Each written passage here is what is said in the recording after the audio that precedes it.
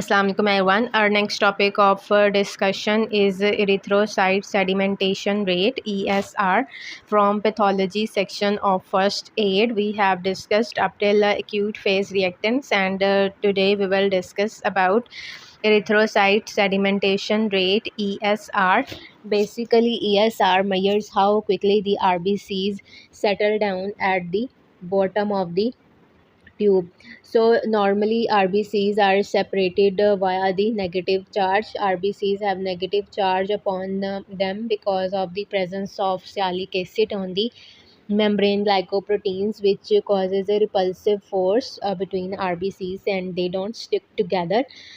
But if there is inflammation, there will be release of inflammatory products like fibrinogen and other plasma proteins that will coat the red blood cells, and the negative charge will be decreased and there will be increased aggregation of RBCs. They will aggregate or stick together more quickly.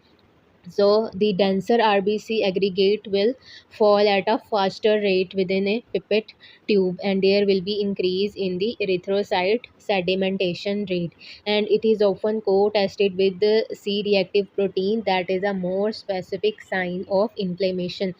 So CRP is a more specific sign of inflammation, while ESR is not a specific sign of inflammation because it is increased in inflammation, but it does not pinpoint the specific cause of inflammation.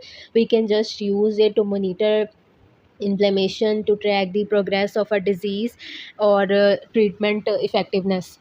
So there are different conditions in which ESR can be increased or decreased.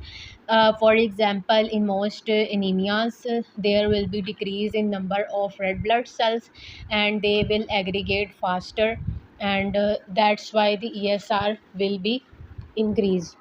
In infections, in inflammation and cancer and renal disease, what happens is that there is more release of inflammatory products. There is inflammation in cancer and also in renal disease, also in infections and inflammation. It will cause the release of fibrinogen and other plasma proteins. In pregnancy, there is also increase in number of fibrinogen.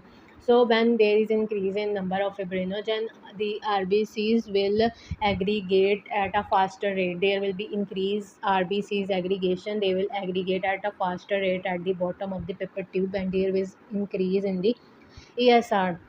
There are some conditions in which ESR is decreased, like in sickle cell anemia, there is altered shape of the RBCs.